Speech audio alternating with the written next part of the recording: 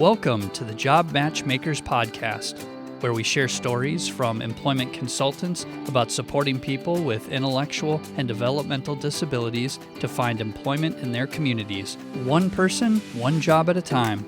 This podcast is produced by the Minnesota Transformation Initiative, a technical assistance center focused on expanding capacity for competitive integrated employment across Minnesota.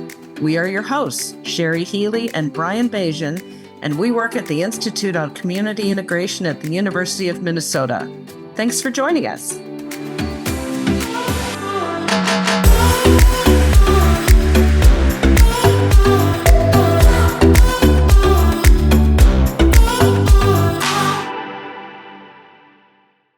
Welcome to another episode of the Job Matchmakers Podcast. In this episode, we're talking with Dominique Berg, who has more than a decade of experience in employment services. Dominique is now a consultant and worked more recently for a day and employment provider in rural South Central Minnesota. Welcome, Dominique. Thank you. Thanks for having me. We appreciate your time, and we like to ask all of our guests, tell us how you got into this work. Oh, well, it really started advocating for individuals with specific abilities became when, I had two brothers that had disabilities. And so I lived that life and helping and advocating. And then also I do have two sons. I have two sons, one with autism and one with a mental illness, which is a learning experience there as well. So I worked in the restaurant business for 18 years, and I thought that was what I was going to do. But I also did for the last 35 years, and I just quit last year, but I also was a personal care attendant for people with specific abilities. And so I've been involved in not only residential, but also decided that after, 18 years in the restaurant business that I would call it quits. And I applied for a job as a direct support worker. And I did that for about a year and a half.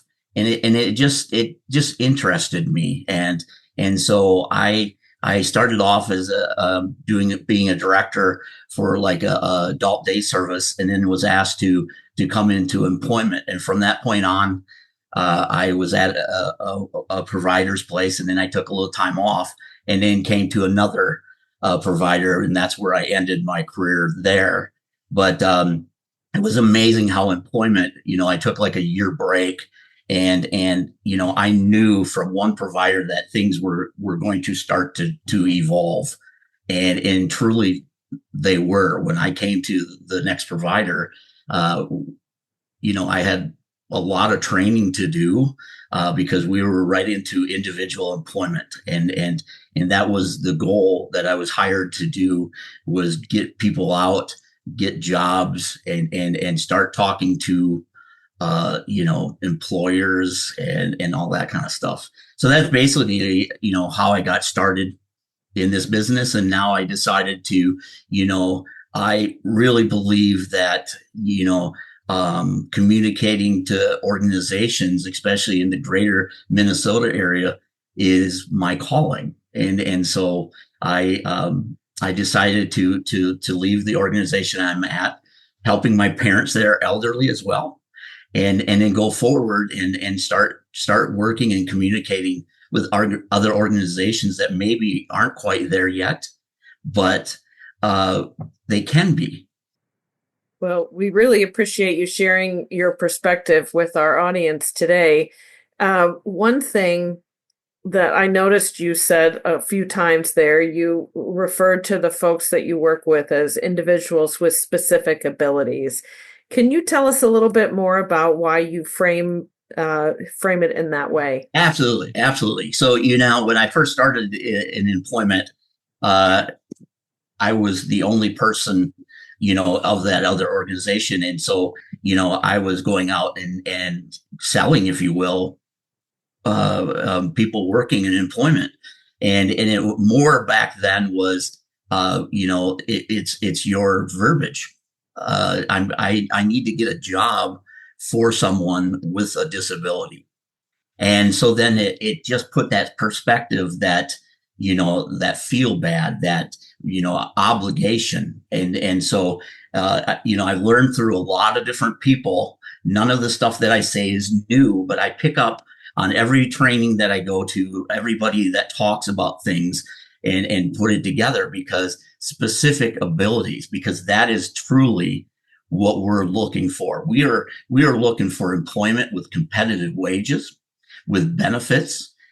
So we are offering individuals that like that job, that can work in that job. I also appreciate your varied work experience. Working in a provider, I found some of the best job developers were folks that didn't have any experience doing the work because they didn't have all the hang-ups.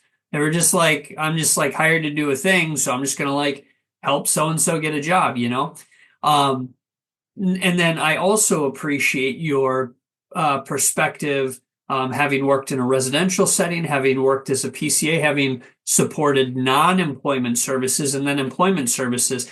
Here again, I think that's a real advantage, particularly in employment when you've worked in all those different settings, because I think a little bit better how to speak the language of the residential provider, because we know to support a person in employment, it's got to be a holistic approach.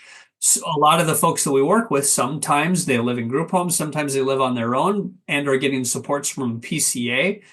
And to get those folks on board as well, to say, hey, it's not just me, the employment services provider, that's working to help this person be successful on the job. It's a team effort. Dominique, there were a lot of barriers to starting the job search with this person that you're going to talk to us about today. Can you tell us a bit about the job seeker and some of the barriers that you faced and how you and this job seeker worked around them? Well, I think, the job seeker I specifically was talking about, this was a while ago, and this was before some things were put in place. I talk a lot about the waiver, and I talk about the plan, and I'm a huge person on doing your homework and getting to know the person and anything that would challenge that person in employment. This person really had a drive to work. Okay. But there were challenges and not even getting out to the employer. We didn't get to that part, but there were challenges, within the team and believing, this person could work, made decisions, beforehand that, that maybe that would not work. That would not work for that person. So, that was our biggest barrier. It had a lot of qualities that could go work and stuff like that, but just never given the chance, right? People were very blinded by it, and so, a lot of discussions with this individual, what this individual liked, disliked. It was before it was really a thing. We were just developing, but now we're getting better at, learning and doing our homework, but found out that this person loved to talk to people, and so found out that, maybe this dietitian position would work. And as I, put it in my notes to everybody, stuff like that. Another thing was argued too, and that really was argued that you're going to take this person out of day services and they're going to lose their friendships. They're going to lose their friends, they're connecting and stuff like that. And this person actually, did very well in employment. And actually, when we answered those questions, when we followed up and stuff like that, we found that this person, loves sports and so connected with people within that employment setting during breaks and during all that kind of stuff, and did very well that way. Tell us a little bit more about what the responsibilities of the individual were in their job. What were they hired to do? They're in the dietitian field, serving the meals and actually, conversing with people, and that was the job. Another piece that stood out to me, Dominique, was how the person was never given a chance to work. And when we talk about the importance of a team collaborating to support a person's goals, employment goals, everybody has to be on board. I've experienced this in my work coming from the provider. Sometimes it's like a parent or guardian. It's like, no, I don't want my, adult child to work. I'm scared. Are they going to fail? It's a big, scary world out there. What's going to happen? You're talking about this person getting an independent job, and you're telling me that there's not going to be a job coach there with them the whole time. That's terrifying. What are we going to do? And so, what are some of the things that you said? And I don't know which specific team member might have been a bit apprehensive, but what are some of the ways that you, with this individual, and then just in general, sort of win over or, convince folks who might be a bit apprehensive that, yes, this person can work. Sure, there's going to be some ups and downs, but in the end, it'll all be okay. Well, I think a lot of it is, can you imagine, fear? I mean? Being a parent or being a guardian of a person that you care for, just that fear that, I think that, just communicating to people that, that we are going to do everything we can to have that person succeed. There is, there's all kinds of support. And we try to do the best we can to have as little support as possible. And sometimes we can, and sometimes we can't, but also to really, let that parent or let that loved one know that, there is always an alternative. There's always something that we can back up. Everything can be backed up. And we want to go forward. And we want to try to give as much independence and individual job as we can, those internal supports within the job if we can, and help people out and stuff like that. But I also too know that I've been in this business for, a long time, but I also have to, do team meetings as a parent. And then all of a sudden things change for me. I mean, I think I know some things, but as a parent, that's very scary. Very scary. My one son that, I did not know, how that was going to work out. He works independently, and he has been doing it for 2.5 years. That's scary. He has no support. We have somebody check on him once in a great while. But as a parent, I think we all have to think of that side of it too, is that even with somebody with a lot of experience, I'm a father first, and that's scary. So I need people that can, talk the talk and assure me, that, that we're going to support people the best we can and try to give them independence too. I feel that way. I did it with my mother, with my brothers. And that was, I always say to people when I talk to people that if I could sell my mom on this, I can do this. And truly, she bought into it. And I have a brother that passed, but he was starting in deployment. But I have one now that he is on 5 years, and he has 2 different jobs, all independent. He does have some support just because of things that we have to support and wrap around, but he does the job, and he's making great earnings. And it is the best thing that ever happened. And if you ever talk to her, it was the best thing that ever happened to him too. He gets to meet people. He gets to go out and do things. He gets to earn money. He just went last year to New York, with one of our family members, things that we probably wouldn't even thought could be done. And that's what I always, that was a big thing, is that when I first started this, and every little sentence hits me, that, no one deserves poverty, and we need to do what we can do. And that's exactly it, is that employment is the way out. Everybody with specific abilities or not, anything wants the bells and whistles in life. And we see that as people come up through high school and stuff like that. But I think, we have a long ways to go. I mean, I've learned that in rural Minnesota and stuff like that, I've had meetings and stuff like that where people not only didn't recognize there was employment services, but, day services, any kind of services. As a parent, your first instinct is to protect, but we do such a disservice to adults with disabilities and even to children with disabilities as they're growing and learning when we overprotect. And so we do a disservice when we hold them back and don't allow them the opportunity to make mistakes. And so there's so much in what you said there, but I think it's just so important to not stand in the way of people with disabilities to, experience all that life has to offer.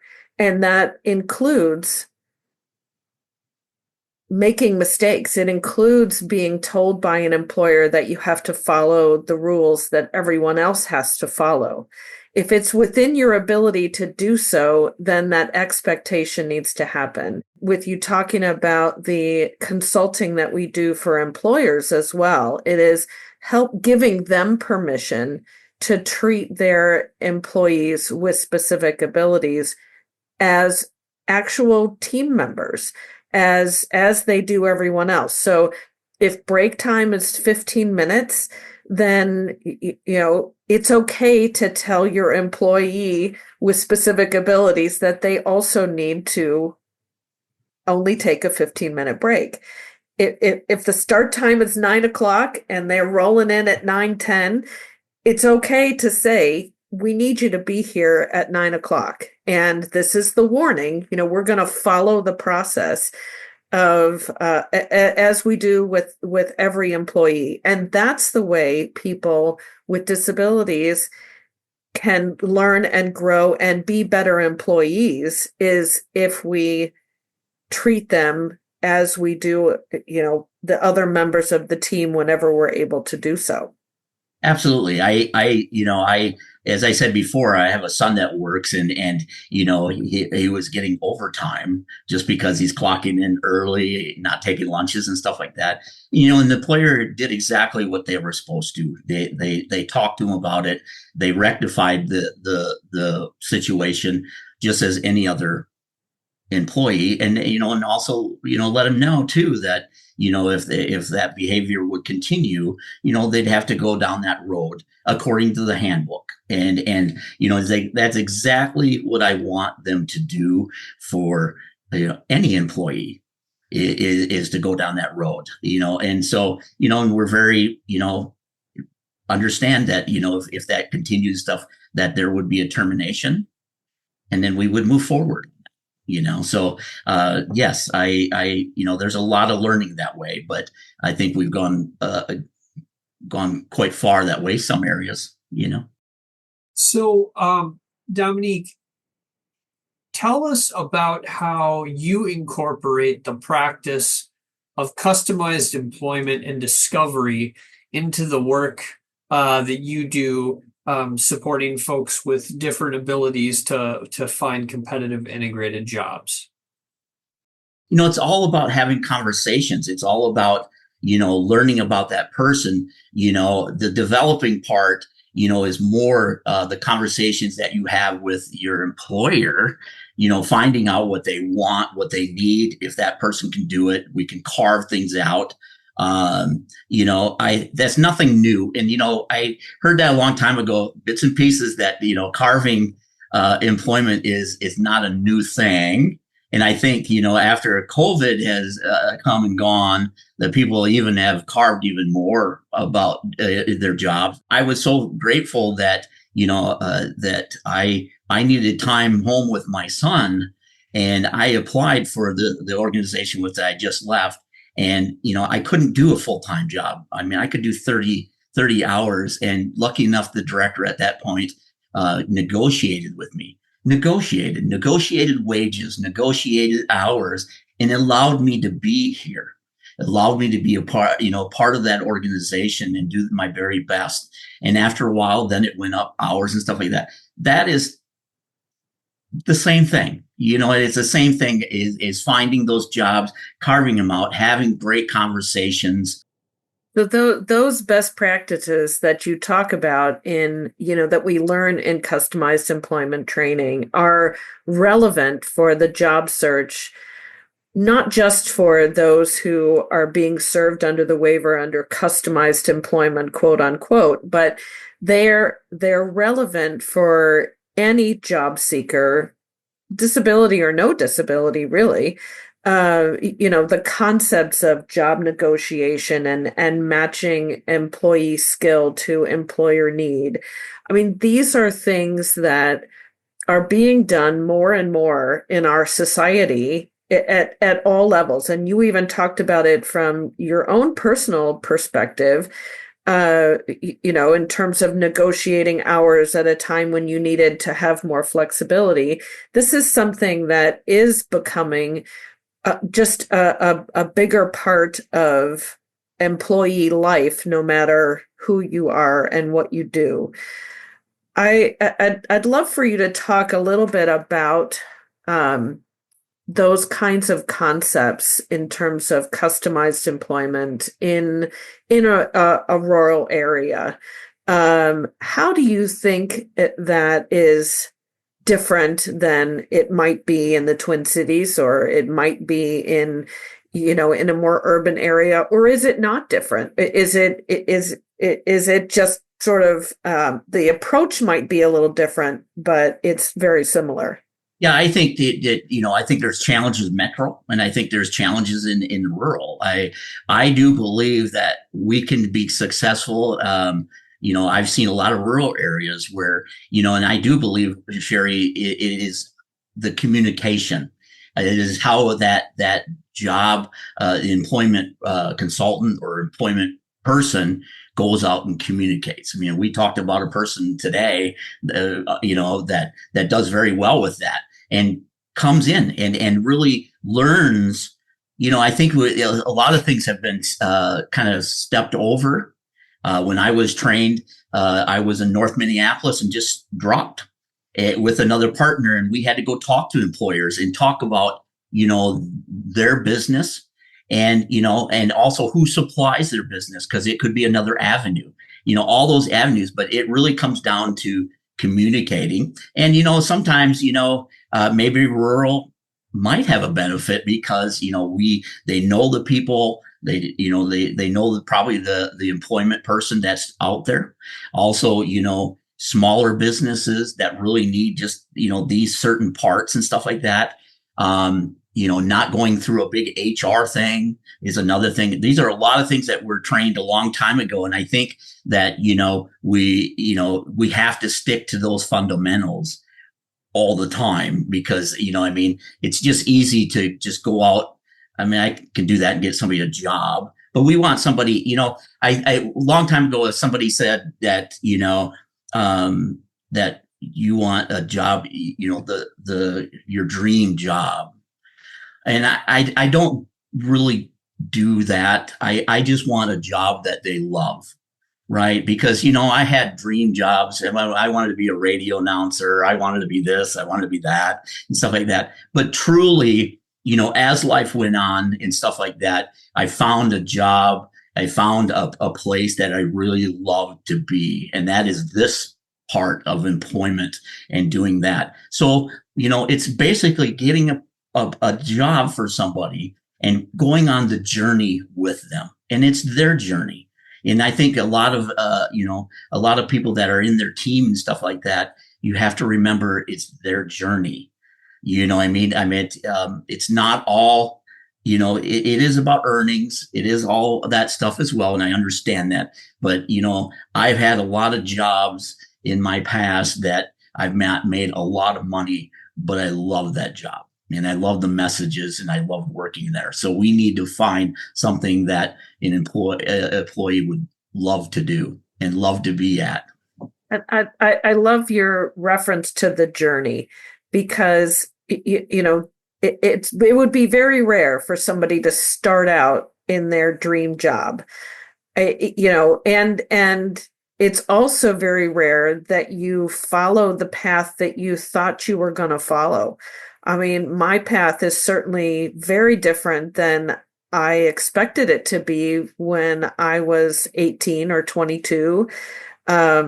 At that stage of my life, I would have never, ever guessed that I landed where I am now at a much older age.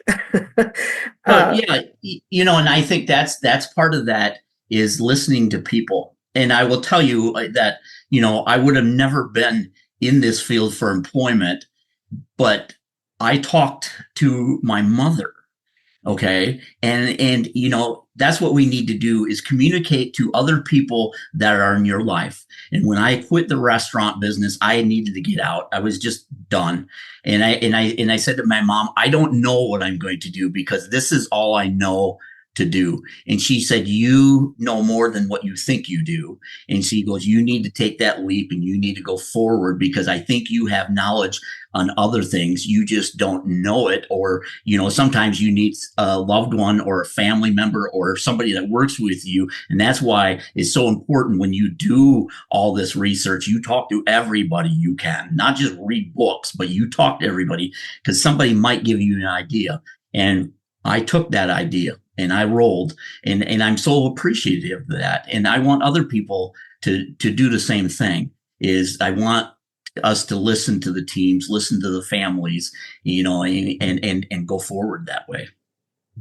So speaking of going down journeys, you've helped somebody on a self-employment journey. Can you talk to us about that a little bit? Yeah, well, I've had a couple throughout. We have, but I do. One thing I wanted to say is that one of the first meetings that I ever was at is that I was sitting in a meeting, in the last 8 years, and we're really starting to roll on employment, and it brought tears to my eyes because I had a gentleman that was nearing retirement, and he said, I do not believe there's a place for me. And it really held strong. There is a place for everybody. And so, he wanted to publish a book. He wanted, he did poems and he did all this kind of other stuff. And indeed we worked through that and we worked through the ARC grants, got him a mini grant, got him stuff.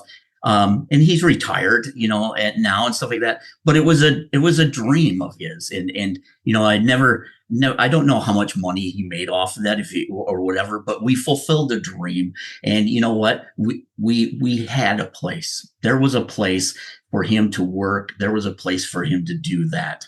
Self-employment is definitely a different road, but it also is doable. And stuff like that. And so that is part of employment too. It's just a different ball game, but that was their journeys. And it was very eye-opening because I don't know anything about that, but you know what? We found people that did, and we encouraged them to do the work that they wanted to do. And they both were happy to show people, their talents. And do that as well. I look forward to other people that want to do that as well. If that's the avenue that they want to go, by all means. I know an individual that is a public speaker and has a business owned, and I helped with that somewhat in the background, but had a great family that supported this individual, and that but also not everybody has that that support. I mean, my family is very supportive of everybody and stuff like that. We have a huge family, very supportive but there are a lot of people that come through our door that don't, and we are that support. And so it is our obligation to first of all listen to what they want to do, and then go forward and be supportive in everything that we possibly can to make that come true to them. And so hopefully, I can work with more people on that down the road. Well, thank you very much, Dominique, for joining us today and sharing your experience. I mean, a couple of the insights that really stuck out to me was doing your homework, not rushing the process. Seems obvious when you say it, but in practice, it's definitely more challenging. I appreciate what you said about sometimes needing to maybe push back against the team and say, like, let's not rush the process when you're a couple months into the discovery process and the team's like, what? You haven't even applied for any jobs yet? What the heck are you doing? And it's like, that's not. Trust the process. It's been proven. There's a reason why we do the steps that we do. When you're building a house, you build the foundation first. When you're helping someone work towards getting a job, there's homework that you need to do first. So I really appreciate that. A final question that we ask all of our guests is, what do you want people in the community to know about employment for people with different abilities? That it's 100% doable. Absolutely. That it takes a lot of work, but that foundation, you're right, Brian, is that it is building the right team and getting off the gate right away. You know what I mean? And you will, I say that to other organizations and stuff like that, but you will have some pushback. You need people in your corner that, that will support you in what you're saying. And even times when you don't quite have it right, and use those people and get it right. You know what I mean? What you're thinking, where you're going with that. But, that once this comes into your organization, and I remember the first time we got somebody a job, it was like fuel. It was like fuel because, the job seeker, they were excited. The job consultant, they were excited. Everybody was excited, but an organization needs to support it from every part: direct support, job coaches, the director, the financial person. Everybody needs to be on board to make this work.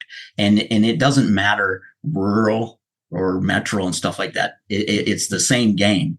And also, and be able to go out and speak to people and let them know. I mean, this is a big thing. I mean, when I first started and stuff like that, I still do, but anybody that asked me to speak anywhere, I went. Kiwanis, Lions, you name it. If they wanted me there and talk about it, I was going to talk about my passion in supporting people. And that's kind of what I want people to know, that it is, all people are employable, just plain and simple. Wow. Thank you, Dominique, for joining us today and also for sharing some of your experiences doing the work. Thank you, listeners, for tuning into this episode. We hope you join us next time to hear another compelling story of one person finding one job in the community. Thank you for joining us for the Job Matchmakers podcast, funded by the Minnesota Department of Human Services. This podcast is a partnership between the University of Minnesota's Institute on Community Integration and UMass Boston's Institute for Community Inclusion. For more information on the Minnesota Transformation Initiative, visit our website, linked in the show notes. We're glad you joined us, and we'll see you next time.